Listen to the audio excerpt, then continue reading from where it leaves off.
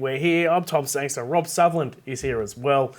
Trades. Obviously, it's a pretty crazy teams day yesterday, so we didn't really give too much insight in our teams podcast. But what are you thinking now, having slept on what happened yesterday? Can I still go with I genuinely don't know?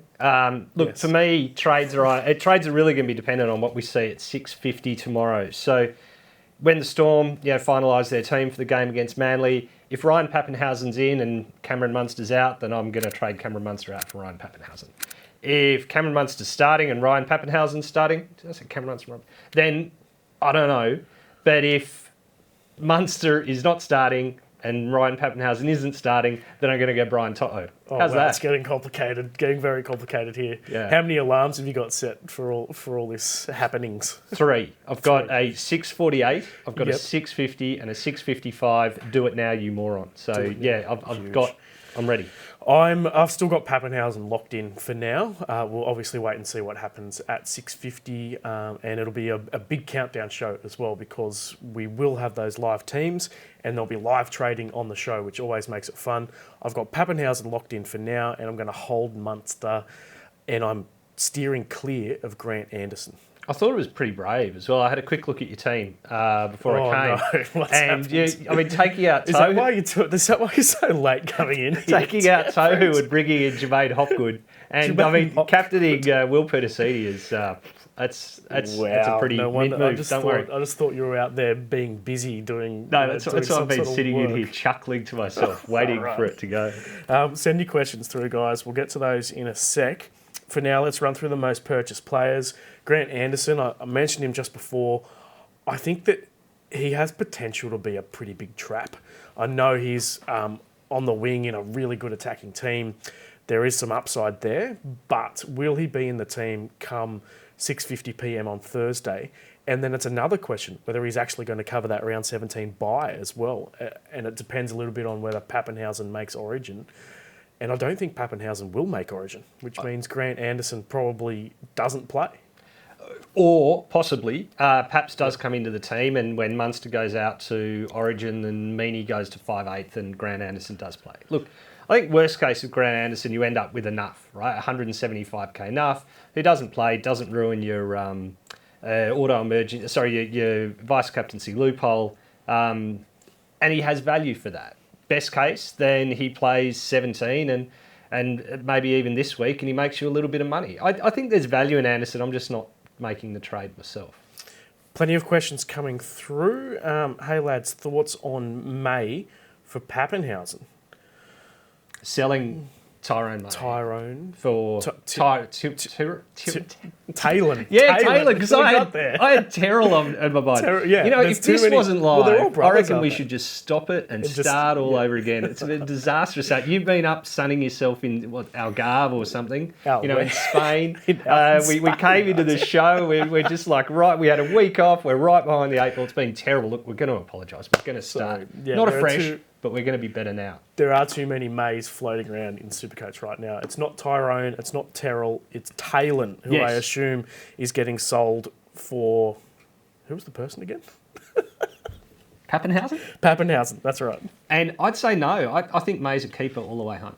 Yep, fair enough.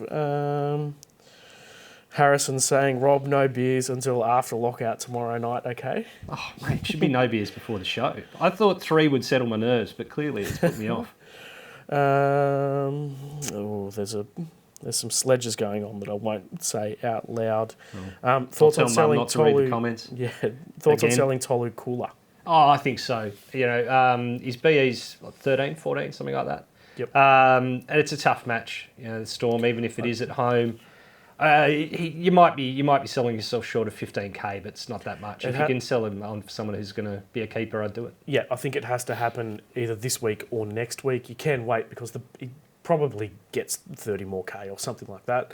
But equally, I can see why people would move this week as well. Joe Tapine is the second most purchased player. You're pretty keen on him. I think he's a good head-to-head buy. Yeah. And the recent form is really good. So he's up around 80 for both 5-round average and 3-round average. But the issue I've got overall-wise is that it doesn't cover round 17. If you're a head-to-head player, though, I think he's a really good purchase. he's gone on runs in the past, right, of sort of doing this, and he's never maintained it. But so far, it's been amazing. He's not doing it with like a big minutes boost like Clemmer has. When Clemmer, puts into keeper scores, it's usually off the back of him playing big time. It's more Tapine just an incredible PPM thanks to his offloads and a good base and his dual position, and he's now at 620k. He's getting up a little bit. I've got him and Cam Murray kind of bracketed. I think they're both well worth having, but it's a shame that they don't help you in the buy. Yeah. Is Ryan Madison a must-have? Craig Maguire is asking. Well, it looks like he's in a little bit of doubt for this weekend, so I wouldn't be rushing to bring him in, that's for sure. Initial mail was that Madison would be named and would not play because he's got a rib injury. Maybe they're going to needle it up and he'll play through it. It's one of those ones, and the Eels kind of play deep into the week. Either way, I wouldn't be buying Madison this week. I would be waiting. Yeah, waiting for next week. Certainly he could be one of the better purchases for the upcoming round, but wait for Origin selection too, because he is if there are a few injuries this weekend, he could easily find himself in that New South Wales team. Yeah. Question here, do you think there's a few questions about Mitch Barnett, actually. Yeah. Probably goal kicks with Kalen Ponga not playing for the next 2 weeks. Well, he's only 468k off the top of my head. I had a couple of people asking the Q&A, so I looked it up. And his form's been good. His base is really solid. I don't hate it. Like, you'd be getting him and you'd be playing him for the buy, and then he'd just be sort of a backup. I don't think he's a top 17 player when we get into the final 8 weeks. But at the price, yeah, it's not bad. Also, a lot of questions coming in about Latrell Mitchell, who he's pricked my ears, that's for sure. Definitely a pod. I can see why people would want to do it, but I certainly want to wait until next week, until those Origin teams are in, because I know the Blues won and won well, but Latrell is highly rated by Brad Fittler, and he could easily find himself in that New South Wales team. He could. It's hard. I mean, Burton's game sort of indicates that he's not going to get the left centre, which is where he's much more comfortable. So he'd have to go right centre, and I don't know, Jack Whiten's back as well, but he's another guy that you'd be waiting, I think. But with the goal kicking and what we know he can score at fullback as it is, I think, he's a smoky. He's definitely smoky. Ryan Papenhausen is the 4th most purchased player. Of course, the issue here is that he's not actually named in the 17, but hopefully he comes in there and starts and plays fullback on Thursday night. Of course, we'll have that live on the Countdown show, so check out and see what happens there. I think that there are a lot of question marks here. There is some talk he could even play from the bench as well, in which case you'd avoid him altogether. The break-even's high as well, about 140 odd. I'm still very tempted to get on. I think it's a really pod move this week to get on when most people don't have him. If I was sitting up the top of the ranks and looking at defending my rank, I probably wouldn't get him this week. I think I'd be saying, I've got a good team. Obviously, I'm scoring well. I'm up high. Every dollar's important. I'm going to wait, and I'm going to get Papenhausen next week, maybe when he's got whatever he plays off the bench, under his legs. Me, if he starts, I'm picking him. Yep, because I need points. Got to make some ground up. Where are you ranked, by the way? I think below you, Thomas. Oh no, I'm going pretty badly. I think I'm 14,000th, so hopefully can make up some ground. I don't know why people would listen to us, really. I know. I mean, other than the entertainment factor, and I've got to say, if the comments are anything to go by, there's none of that. Anyway, we appreciate your time. Brian 2-0 is the 5th most purchased player. You're really considering getting him. Yeah. I think he's more of a head-to-head buy, and I am still trying to go for overall rank, even though I'm 14,000th. So I'm avoiding him, but I really do like it. And he's come into a bit of form as well, playing on the wing in the best attacking team in the comp with great base. It's a good buy, that's for sure, as long as you can get through round 17 without him. Look, at this stage, I'm just trying to find the best guy for the best price. And I think Taio's price now is about as good as it's going to get. It's probably going to get worse. It's probably going to be more expensive. So, I can see the case of getting him. It's the same reason I'm looking at Cam Murray. I think that's as good a price as you're going to get for Cam Murray. So I can see the reason for getting him. That said, the guy I do like in second, I'll throw it in because we're not going to talk about him now because he's not in our top 10, is Fafita. I don't think I could get him this week, but Fafita for 620k or whatever he's going to be next week, that should be our number one trade. I think, well, I reckon in round 18 he'll be the most purchased when player. he's available. Yeah. Moving on to Dylan Brown. So he was a lot higher on this list. Then Cameron Munster got named. So people presumably have reversed that trade and stuck with Munster. But I do like Dylan Brown because the base is so good. So much defence, which means his low score is 40. And yet, on the other side of the coin, he's got 3 tons this year as well. So he's got the upside. He's a really good package for SuperCoach. He is. I can't talk anyone out of it. The Eels, I say it every time. They've got a mixed draw. It's not what you say an easy draw, but there's games where he should go really well. I think D Brown's a really good second 5'8". I think he is. The issue I've got with him is that he doesn't have dual positioning. He's only available at 5'8", which is a little bit. We could fix it. We give him some centre wing availability as well. That's not going to happen. That is a joke.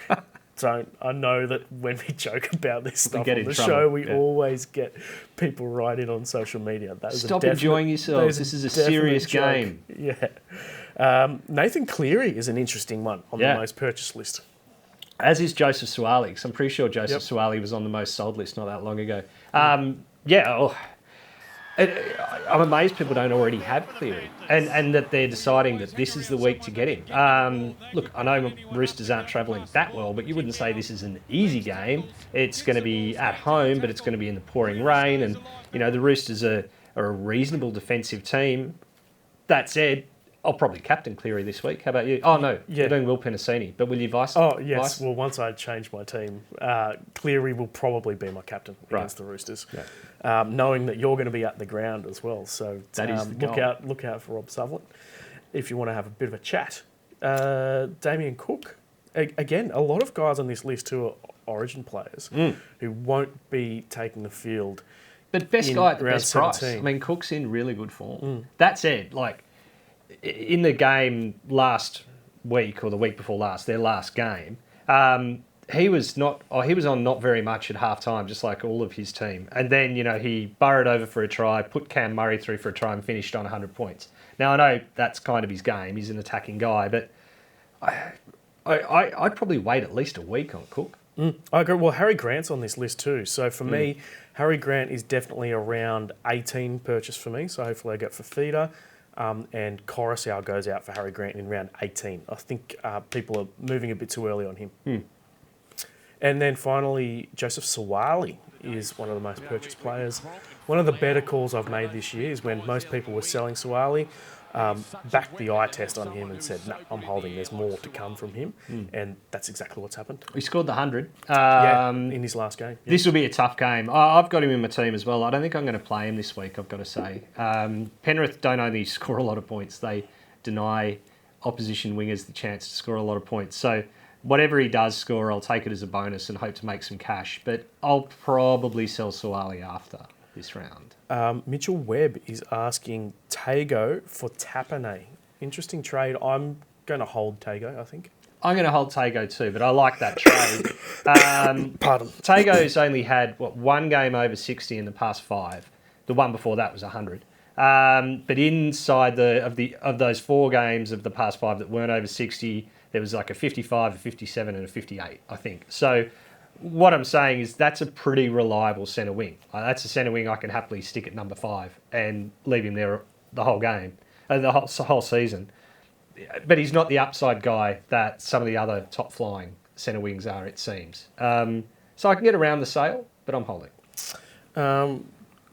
Cotter to Clemmer. What are your thoughts on Clemmer? Pretty safe, but does rely on big minutes and that offload as well. Yeah, so had a really good string of games on his return from injury. Was getting the offload away, and that was getting him into the 70s. And then the Raiders held him, and he scored 59. The other thing I'd say is Daniel Saifidi is in the reserves this week, so I'm expecting him to come into the team, which is more minutes in the middle. So, Clem's going to have to do more with less, and against the better teams, it's been shown he can struggle with that. I kind of think he was $150,000 ago was when to get Clemmer. Now I'm more into Tapane. Yep, let's go through the most sold. Ruben Cotter, number 1 on the list, injured, so it makes sense. Yeah. Isaac Tago, second most sold. We've gone on a big spiel about that, but I think he is a hold till the end of the year. Tolu Kula, though, does need to go before that round 17 bye. So it's either this week or next. Pardon, Nat Butcher. Thoughts on him? No, I prefer you to get that out while you die over there, Tom. Pardon. Sorry, I don't have COVID. No, not anymore. You did have COVID. I did have COVID. I'm shaking the cough. That Butcher, look, I was a bit devastated. I had Butcher as a byplay, and then he went and got, I mean, it was not his fault, he got knocked out. So, you know, he's made any money that he's going to make, and he's got to go. He's got to sell. He's on the interchange bench this week, and unlikely to start again with Victor Radley back. I've just been handed a bottle menthol, which is absolutely awesome. It's already made a difference. Where's mine, Antigone? That's yeah, exactly. Papenhausen, still a very popular sell, has been named. Looks like, I mean, he's in a little bit of doubt, but he's got the ankle injury plus both his shoulders stuff too. He's not getting the minutes and he's not getting the output either. So I can see why people would sell. I agree. I mean, he's only a couple of weeks ago he scored a couple of 60s, which we would say is acceptable. It's just Papenhausen set the bar so very high, that he used to score 70 in 50 minutes, and then if you needed him to, he'd play 70 minutes and score 85. Look, that said, I agree. He probably is a sell. It's 500k. It's a shame because we all paid more for him, but yeah.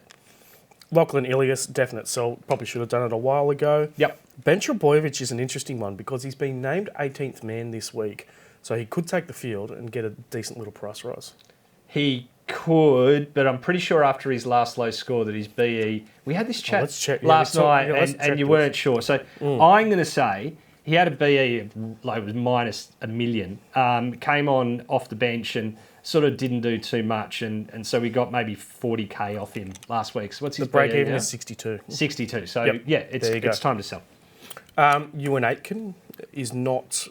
so he's at centre this week. Yes. So Ewan Aitken's been shifted from the second row to the centres by the Warriors on their return to New Zealand. His real value wasn't, like the ball playing. I mean, Ewan's never been a passer. It was that he was making a lot of tackles at second row.